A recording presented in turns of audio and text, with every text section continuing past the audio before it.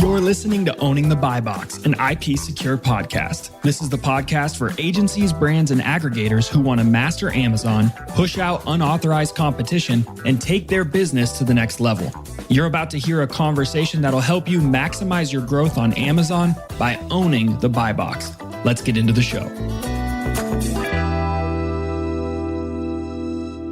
Welcome to Owning the Buy Box. I am very excited for this episode for a bunch of reasons. One being Black Friday is now here, it's upon us, and that certainly creates a lot of excitement and activity in the Amazon community and for brands trying to take full advantage of these peaks in sales activity. And we have a really great guest, someone who I think is a wealth of knowledge in this space.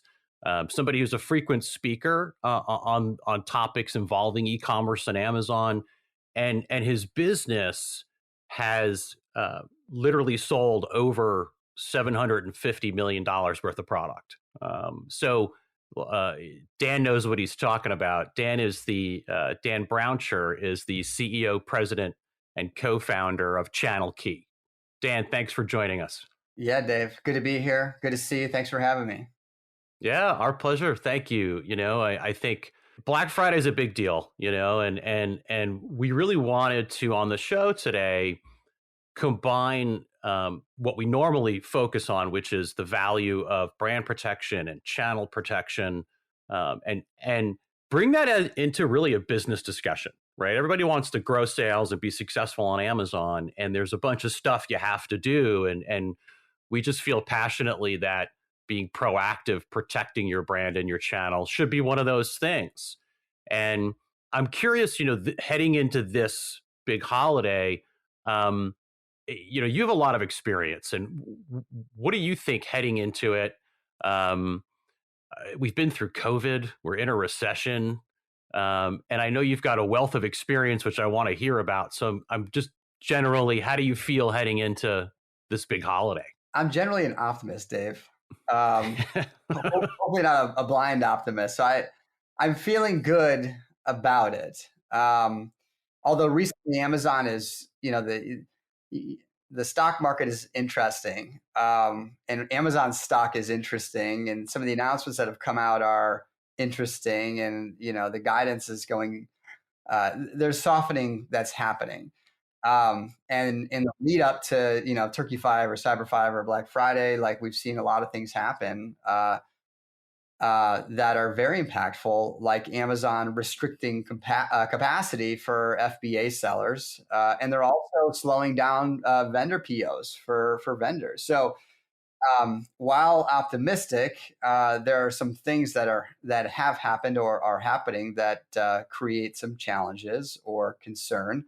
But as I've talked to my team about this and some of our clients, this is really par for the course with Amazon. Big changes like this, leading up to some of these big shopping days, holidays, it's not uncommon. And so you just got to be nimble and deal with it, because that's just the nature of dealing with Amazon. It's I've talked about this quite a bit. It's a beast, and it's a sandbox that you want to play in because there's so much volume, there's so much opportunity, but it's hard, and you don't make the rules. Like, we don't make the rules, and we just got to play the game. So that was a long-winded way of saying that I feel optimistic, a bit apprehensive, but I don't believe the core fundamentals in prepping for Turkey 5 or Black Friday have changed over the years. And we can talk about that if you want to get into that, what that means. So it's another year with its own set of challenges, and every year has its own set of challenges. And, people are going to they're going to buy gifts for their families and each other. And, we're going to see spikes. Now, how big are the spikes? I'm not sure. But ultimately, at the end of the day, brands need to position themselves, or sellers need to position themselves to take advantage of the high traffic, the shopping period, end of stories. Well, and I know last year after Black Friday and Cyber Monday and all that stuff was done, I read that Amazon sales were up about 11% year over year. And I would think that 20 and 21, it doesn't kind of get, the environment doesn't get more kind of scary, right, than what we went through in 20. And then, of course, kind of in a lot of 21. And they still grew year over year, heading into those events. So when I think about this year, I think it's got to be better than last year. I realize there's some tough economic news coming out. But I have a feeling that that's coming maybe in the second half of next year a little bit more aggressively. And I think you in particular, Dan, have a unique perspective because I think early on, you were a brand owner, right? I mean, you started, you kind of got your feet wet in the Amazon world because it's what you did. I mean, you sold your own products there. Am I right? Yeah. So we've been selling, or I have, or our group of companies that I've been affiliated with have sold on Amazon since 2010.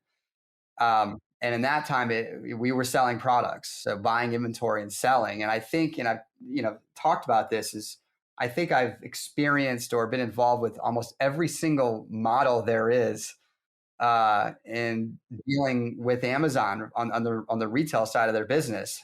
So from being a distributor to doing retail arbitrage to being an exclusive seller to doing private label to now running an agency that helps other people sell products on Amazon. Like, we've seen a lot of things over the years, and a lot of the core fundamentals and principles haven't changed. They really haven't changed. Now it's getting more complex and more competitive, and it's just a matter of being opportunistic and being nimble and leaning into the right opportunities at the right time. You mentioned it just now, so I wanted to follow up with this question.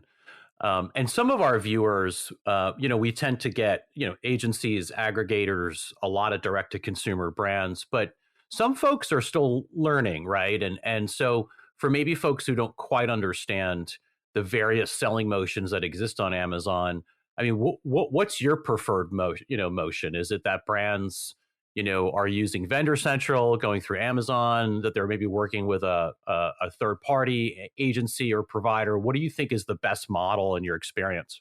If I had to say that the single best model, in my opinion, is that the brand owner itself controls the platform. Okay. Meaning either they are the seller of record, okay, and selling D2C through Amazon, through Seller Central, or they are the ones supplying the product to Amazon directly at wholesale, right, in a vendor model. I think either of those models are the right models, versus any sort of reseller model. I struggle with, because for various reasons. One is the brand protection component and the buy box component, and being able to control that critical part of selling. And there's, you're creating another distribution layer, and the margins are already tight on Amazon as is. And if somebody else has to make money in the value chain, it just gets really tight. And you've seen some recent bankruptcies from PharmaPacks, which is a massive, massive seller that were making razor thin margins. And it's just a tough business to be in. And in my view, is not a protected business or protectable business, versus if I own the intellectual property, if I'm getting first or second cost from the factory, I'm making max margin possible, and I control distribution, then I have a business that has a strong foundation I can scale off of. I completely agree with you. The decisions you make early on, you're going to live with those for a long time. And it feels, and based on my experience, changing it is really painful and sometimes quite difficult, depending on how long those legacy agreements and relationships have been in place, right? Because when you're small, you'll sell to anyone because you want to grow. Which and then, yeah.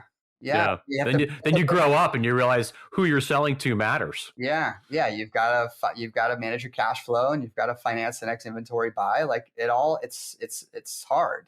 And so I get it. At some point though, from our experience, it makes sense to kind of get off that drug and really lean in, because you talk about scaling a business on Amazon and growing a business, and there's all these cool whiz bang things you can do that everybody talks about on Amazon. Their advertising business is a $40 billion business, and you can run streaming TV ads, you can run Twitch ads, like you can do all this really cool stuff. But it's really hard to do all that really fun, cool whiz bang stuff if the foundation of your business isn't right. And if you've got issues with buy bots, or you've got resellers, you've got gray market, or all these things are in some cases not an option. And so again, I think this setup is critical, and you nailed it. Early on, it's easier to deal with, but it's in certain cases hard to unwind it. But a worthy endeavor, in my opinion, if you really want to build a business. Yeah, I think part of why we are passionate on the show is, we're trying to get brand protection and sort of channel control in all its flavors into a business discussion and out of something you talk about with your lawyer for 20 minutes, right? And ask him to send a C&D out for you. Because it's a way we can both protect our existing sales, we think, but also create actual growth. And I think, unfortunately, a lot of folks, brand owners, people in the e-com and marketing side of the business, the folks that are responsible for growing the bottom line, they may not think about it that way. And I think that's a big part of the challenge. And it doesn't help. I mean, I love that Amazon's got all these great tools, right? Like, I'm sure you're a big advocate for people being brand registry members and and all the benefits that come along with that. But if you're an e-com person, whose job it is to grow revenue, like that's another system now, right? That you have to think about, to use. It's complex. Who knows where our trademark data is? Now I got to go talk, it's not something that lives in like the forefront of their mind. Yeah, it's a really interesting concept. And we've dealt with this actually recently with a client that is a seller and is selling direct through Seller Central and is a big business and a big SKU base. And it's a larger company. And so, and this has come up before, but you've got either your e-com team, right, or your marketing team, and then you've got your sales team, right? And a lot of these larger companies, larger brands, they have a team that's finding new wholesale customers. And every once in a while, somebody will come through and say, hey, listen, sales team, I'm going to cut you guys a big, juicy PO, and here's the items, and here's how much, and all these things. And what they're going to do is sell it on Amazon, right? So that's cool. Like, the sales team's excited about that. That's a new customer. I'm going to get commission on that deal. Like, that's awesome. But and we've had to explain this to executives, to a lot of different people inside these organizations, is in that model, you are playing a zero-sum game. It's a zero-sum game, meaning if we're selling socks and we sell 100 socks a year, okay, cool. You can sell wholesale to that other guy, and he's going to sell on Amazon, and you're going to split the buy box, right? And you're still going to sell 100 socks, right? There's no growth happening. Nobody's growing the business. You're just trading dollars, and from what we've seen, a lot of cases, like the margins are way better if you're selling direct to the consumer. So, like, it's an interesting conversation of we want to comp our current business versus, hey, we actually want to grow the business. And if you want to grow the business, you've got to control it. You've got to control it. You've got to control the distribution. You've got to control the buy box, all of these things. Again, a biased view is the brand cares about the brand and is going to want to build the brand.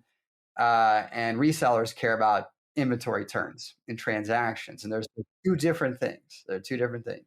I've seen it, hundreds of times, where their own worst enemy is their sales department, and they're banging their head against the wall. And you touched on a really important thing, which is, you're really not growing the business that way. You may feel like you are, but you're not. And in addition, when I think about Amazon, it's like a stool and it's got, a set of legs on it, and you're knocking out those legs one at a time, right? Because you can't run marketing because you don't own the buy box. You can't control your price because it's a race to the bottom now because, nobody's following any policies. So what do you guys do? I mean, Channel Key is really successful. So do you tend to work with bigger brands that like already have these kinds of policies and maybe get it? Or do you find that, educating them on this stuff, walking them through it a bit is part of what's really required at the early stages? Yeah, we see a lot of different things, Dave, and like we've evolved over the years. Like I've been running the agency Channel Key since technically January of 2017, but we were doing it prior to that. And we see a lot of different things. Now we provide a full service, right? We're a premium service. We're doing catalog work, graphic design work, full funnel ad management. We're running DSP. Like we're doing analytics, forecasting. Like we do a lot of things. Like we're designed to become the outsourced team, which is not. It's a premium service, right? We've set it up to be a premium service, and so we always work with brand owners, right? Brand owners are manufacturers. In the rare case, somebody that's got some sort of exclusivity or distribution rights.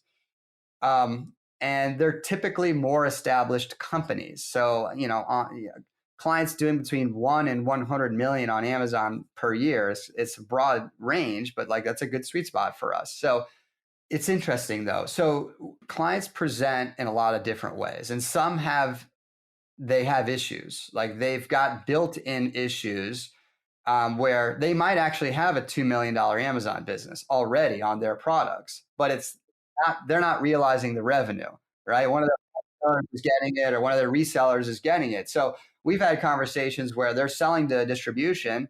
Like we've got one that I can think of right off the top of my head that they're in the healthcare market and they're working with all the big distributors, Medline, like all the big distributors. And so it's like, hey guys, did you actually even know you have a $2 million business on Amazon? Like, did you know that you currently have a $2 million business on Amazon? In a lot of cases, they have no idea, right? Their wholesale partners aren't telling them where the sales are coming from. They're just getting the POs and billing them. So we get guys like that, and we say, hey, listen, this is a business. Like you've got a $2 million business if you can clean all this up and become the seller of record and win the buy box and do all of these things. So we've seen that.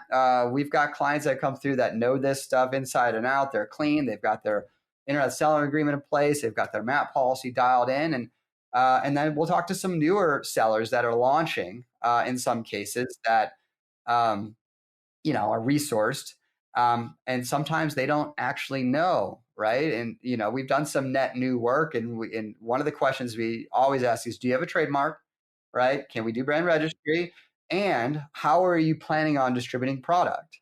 In a lot of cases, they don't know. They're not thinking about this pitfall that they can get themselves into. So I would say in most cases, the brands are good. Like they don't have issues with distribution and buy box, but we come across it not infrequently. Yeah. It's just part of it, right? It's part of the business. And that's great. I mean, I think when you're really experienced, like Channel Key is, you can build a scalable approach to, like you said, the smaller business that's in the early stages that probably needs, some more coaching around this. But I would think, you need to know if the basics are there. Like you said, do you have a trademark? Do you have basics?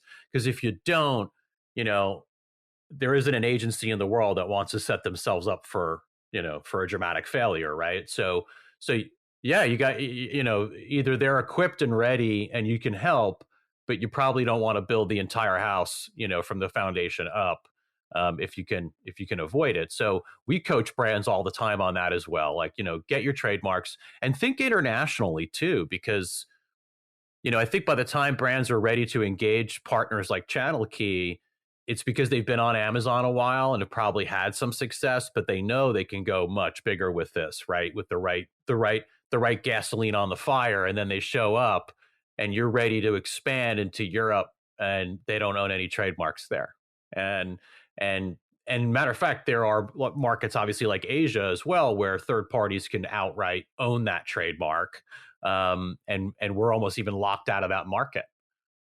We've seen that quite a bit as well. Yeah. When you start talking international, the rules are certainly different, and Yeah. other levels of complexity, for sure. And like we've come across it quite a bit where if we find somebody, there might be a prospect or somebody that wants to work with us, and we're evaluating them, and if they are unwilling or can't control these things, we'll tell them it just doesn't make sense. There's no reason for you guys to hire us because literally there's nothing we can do, right? If you want to fix it, like we can participate.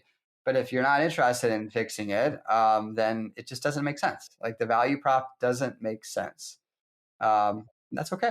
Are folks surprised sometimes? Like you mentioned, hey, like they don't, even know that they have, a $2 million business on Amazon. I was talking to a brand owner recently, and I love it when they say that we don't sell on Amazon, Dave.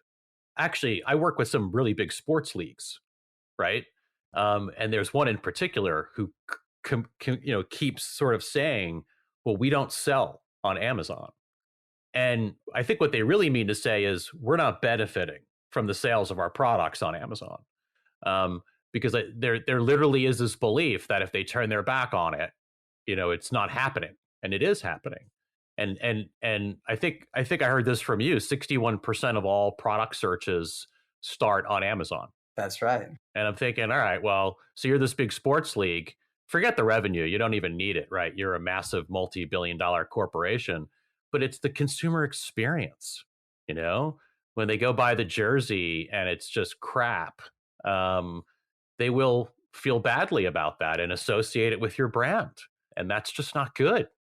Yeah. It's interesting. The conversation's been around for years. And it's, you go to a brand like the one you're referencing. Hey, your website is beautiful. Look at the pictures, the pricing, like it's super clean, right? And then you go to Amazon. It's like, well, we're not on Amazon. Well, you are on Amazon. Look at your listings. Look at your price. Like, are you okay with this, right? And if they are, then okay, that's fine. But if they're like you and I, like actually there's a lot of traffic here and I have a lot of exposure here and I've got channel conflicts here, like this is pretty important stuff to fix. Yeah. And they don't and the other part too that is kind of crazy is that they at some point a light bulb goes on when they realize that the content is shared. It's not their product listing. And we're like, it's more analogous to like a flea market, right? And the first guy in gets the best stall to set up his products, for business that day. And you need to be that person. If not, you won't control the price. You won't control the consumer experience, and the rest of it, which is why Amazon fascinates me, because it's really interesting in that way. The product listings are, it's like, I think that people don't realize that Amazon's goal is to have a product listing for every, unique SKU level product that they possibly can. Well, that's helped spin the flywheel, right? So absolutely. The consumer experience, you get them in, they're a Prime member, they're paying, what is it, $120 a year right now. Now you can stream TV, and you can activate in other ways. Now, and brands are advertising, it's feeding the advertising business, which is, creating more transactions and more brands. And yeah, it's a brilliant flywheel. And yeah, they want to have exposure. It's interesting you call it a flea market. I don't know if that's the best. I mean, because when I close my eyes and I think about it, I imagine, there's a bunch of people and they've got their, their stalls, their stands, and that's it. And you got to be there so you could decorate it yourself. So you could be selling and interacting with the consumer when they come by. If not, it's some other guy, it's some other seller. I explained it on a call earlier. If a brand has retail stores, right? And I went to their retail store and I went out front and I literally just pulled out a folding table, set up their products on my table and sold them for 10% below what they were selling them for in the store behind me. I think, the brand owner would go crazy, right? I mean, you'd call the cops, you would go nuts. You'd do all you could to get rid of it. But on Amazon, it's essentially the same thing. you just can't call the cops, right? There's no, No, there's just nobody to call. Well, that's why you got to call folks like Channel Key, and you gotta work with experts who can kind of coach you through it. Show you how to use the tools that are available. I mean, I give Amazon a lot of credit. They've got brand registry, transparency program, all these things, Project Zero, that you can participate in. Now, it might not be easy to navigate, but it's there. So is that part of what you could help a brand owner with? Like, would you be able to help them? Like, let's assume I own my marks, but again, I'm new to it. I don't really know about all the programs. Would you help me as a client kind of move through that? Yeah, to a point, right? So, there becomes a moment from time to time, not always, where like we've got to call in the experts, Yeah. for certain issues. So like we're very specific to Amazon, right? And full service. So like we can be broad, right? And we know transparency, we know all these programs, we've dealt with them, we understand them, buy with Prime, like all these things. And like we know the people and all of that. But for really specific nasty issues, like perhaps like a gray market issue or visibility into resellers and all of that, like sometimes like we're the general practitioner and sometimes we got to call in the surgeon, right? So we'll call in somebody like you and say, hey, our client is having this problem. We can't, this is beyond our pay grade. Like we can't solve this for them. We got to call in the SWAT team and we'll do that. So we understand all of it and we get it and we know what the limitations are and what our limitations are. And if we get into those situations, we've got partners that we call in that can really dig in and help. You already know your success relies on your Amazon sales growth, and that means beating counterfeiters and illicit sellers to the buy box. But do you have all the tools you need to do so effectively? IP Secure offers seller intelligence to understand and root out unauthorized sellers and push them out of the buy box through simple enforcement actions that actually work, meaning customers will only see your legitimate products and shop from your authorized sellers. Learn how at ipsecure.com. I mean, that makes sense, right? You can't be an expert at everything.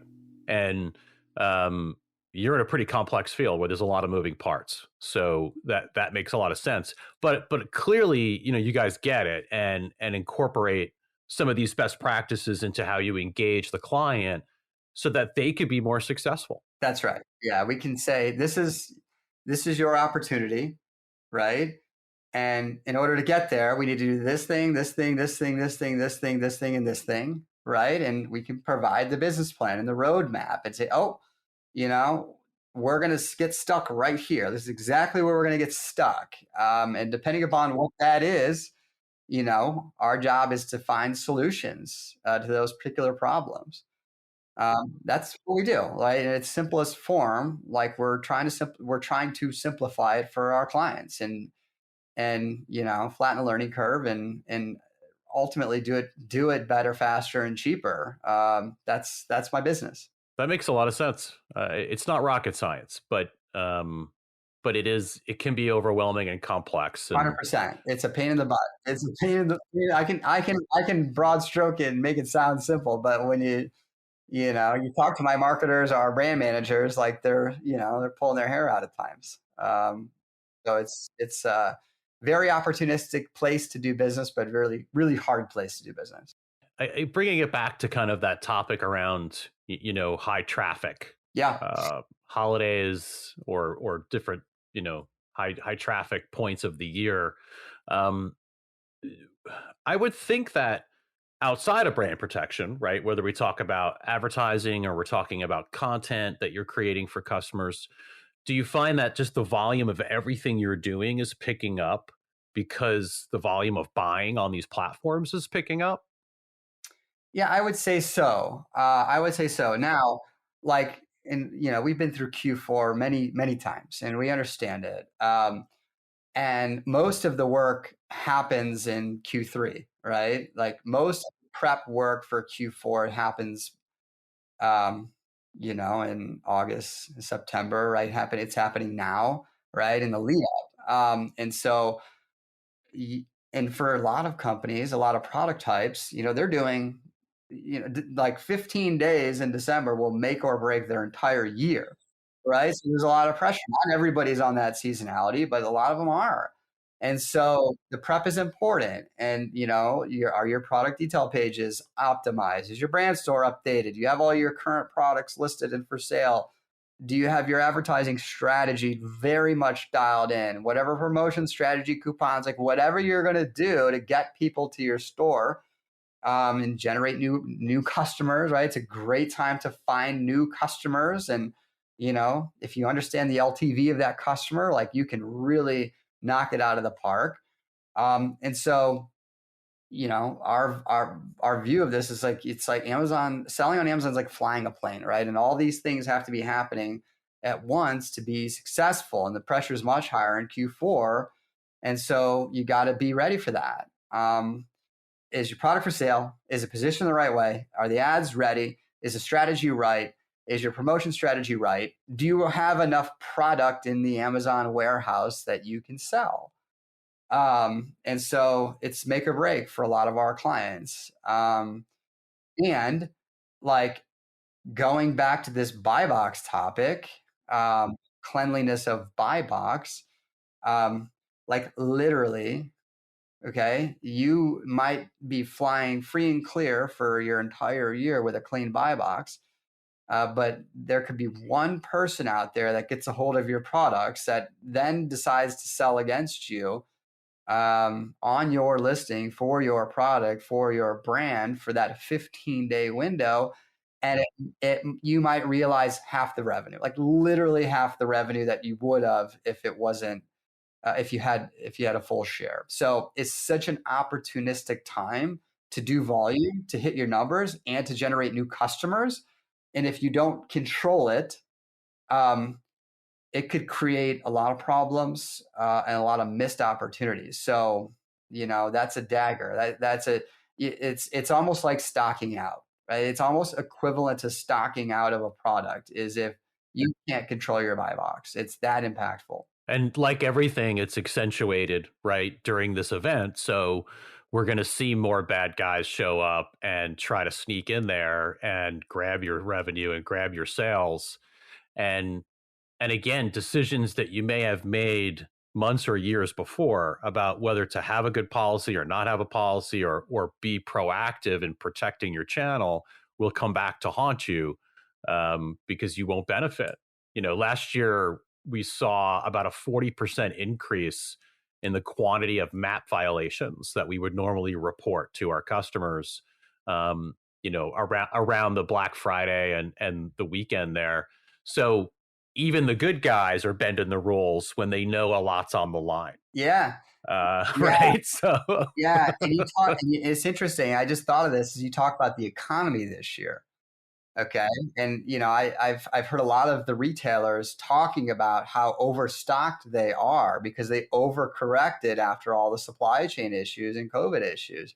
There's so many of these aggregators out there that haven't operated a business on Amazon historically that potentially made bad inventory buys or are overstocked and or the demand will be lower than normal. And so if we're in an overstock situation, guess what? Like people are going to be trying to dump product, right? And what a better time to do that, right? When there's so much volume happening. So it's not surprising that you've seen that. And this year perhaps might be even worse. It might be worse given what things are. Yeah, it could be a perfect storm, right? We've got this kind of recessionary environment, supply chains with too much product in it, kind of a perfect recipe for, diluting your performance. So again, it goes back to those best practices. You got to do it all, and be diligent with it. Yeah, we tell people that they need to, we work with a lot of brands that may only focus on brand protection as either like kind of a weekly or monthly activity, but we tell them for that 2 to 3 weeks, it really should be a daily activity because hours mean dollars in the buy box, and in some cases, right, hundreds of thousands of dollars depending on the brand. And it's worth it. It's worth it to just every day sit down, look at who's in your buy box. Do you know who they are? File complaints if that's what you need to do, and have that diligence. Yeah, I totally agree. Completely agree. So, Dan, I mean, I think your perspective is great, and I think having been a brand owner and like all the different roles that you've played, what would be your advice, for somebody? And I think we probably talked about a lot of these things, but let's just say I'm a $3 million a year brand now on Amazon, and my business is outgrowing my team. And maybe I haven't done all the right things in the beginning. What would be the advice you would have for me? Starting with like probably the selling motion, right, that you think I should choose, and then and maybe go from there. Yeah, my advice would be to start with understanding what your opportunity size is and having it be very clear about that. Okay, because you're a $3 million brand. What does that mean? Does that mean you're one of the top players in the category? Does it mean the category is doing 300 million and you're irrelevant to the category? Like how big is the pie, right? How big is it? And who are the players? And how competitive is it? I would start there. And making sure you really understand that, because that will drive decisions that you make, right? If it's, hey, simply we need to buy more inventory, or we need to increase our advertising, we can drive volume, we can take market share. Like there's a lot of decisions you can make that based upon the opportunity size you can do, that you can justify, that you can invest in. And so what I would do if I talk to you, Dave, and you've got a $3 million brand, and I would say, all right, Dave, that's great. It's nice to meet you. It's impressive. You built a $3 million business. Is that good? Is that bad? I don't know, but we're going to find out. Like we're going to evaluate your business, and we're going to evaluate your competitors' businesses. We're going to evaluate the category you sell in, and we're going to understand your margins, and we're going to understand the CPCs in the category, and we're going to figure out if you're tapped out or if you got runway, and either you can take the runway and do it yourself, or you can hire somebody, or you can go find a software, or there's a lot of different ways to do it. And I'm not here to say one way is better than the other. But based upon your opportunity size, let that drive the decision that you make. Like 3 million might be good, and you might be kicking butt at 3 million, and you should stay at 3 million and keep your team. But if the opportunity is 300 million and you don't know how to get there, well, find somebody that can help you get there if you want to make that investment. Sure. Yeah, that makes a lot of sense. I mean, it's like any other business, right? You have to understand your addressable market, know your opportunity size, because then you know what the cost benefit is. How far you go, right? To get the kind of return that you're looking for. It's really interesting. That's part of, why in the brand protection space anyway, we take kind of a similar philosophy. When we look at brands and we see massive buy box loss, we kind of see opportunity, because we know if we can clean it up, it's not free money, but it's money that the brand previously was not getting, so it's all growth for them. It's all essentially net new, in one form or another. So, some people look at that and they start crying and say, we're getting killed on Amazon. I look at it and say, you can change this, but there is a point where the cost to change it will outweigh the benefit, right? If I have to file civil lawsuits against hundreds of John Does, it's probably out of control at that point. And we have to evaluate, overall what we're doing. Yeah. I would say that. I would say, if you say all of a sudden I realize that these 20 customers I have, I'm no longer going to do business with them, it could create a relationship issue, create a cash flow issue for you. There's lots of potential issues, but I would agree with you. When we see scenarios like that, and also, is the product good, right? Does it have good reviews? Do people like it, right? And if the brand says, yes, we get this, we want to clean this up, awesome. Like that's exciting because there is an opportunity there. And to me, we see this all the time. Also, we do a lot of we work a lot of D2C brands, right? That have built Shopify businesses or big on social. And a similar analogy is we'll look at their opportunity and their Amazon revenue is zero, right? They have zero revenue on the platform. There's no products being sold, but there's a ton of search volume for it, right? And so that's one of those things. I think that's similar to this scenario. It's like, listen, the business is here. It's all here. Now you need to realize it yourself, right? And so, that's when the light bulb goes off. Yeah, the light bulb goes that's not off. a scary situation. I'd rather be in that situation than trying to build a new brand, right? A new product that nobody's ever heard of before with no reviews and no transactions. That's way harder. That's way harder to do, in my opinion, than now, obviously it's nuanced, than cleaning up an existing problem you have because the cost benefit, typically it makes sense, right? It makes sense to do that. Like you're doing 2 million, right? There's $2 million happening for your brand right now. Like that's the baseline. Like let's get to the 2 million, it's already there. And making some tough decisions to get there is easier if you know that the 2 million's waiting for you, right? Yeah. And I think to your point, Amazon makes it even more difficult with, I read somewhere, I'm trying to remember where, Wall Street Journal maybe, but it was about how brands on Amazon are meaningless. Right. Yeah, I remember that. And yeah, maybe it was Marketplace Pulse, right? Which is a great, that he writes great content, Jonas. And he basically said, like, if you're not Nike, then you're sort of nobody. It doesn't matter, right? And there is no brand affinity on Amazon. What are your thoughts? You think that's true, or how do you feel about that? This is good. This is a good question. This came up recently. Because I think I saw another stat that 52% of Amazon shoppers are willing to try a different or new brand. They're willing to. Okay. So I generally disagree with the statement that brand doesn't matter on Amazon. Okay. Because where I believe it does matter is where you have the consumer that comes through, right? They come through search. They come through the search bar, and if they're searching for a coffee mug, right? Like, no, let's not use that example. They're searching for a mouse, right? A mouse for a computer, right? And they don't care what brand. They don't even know what the brand is, right?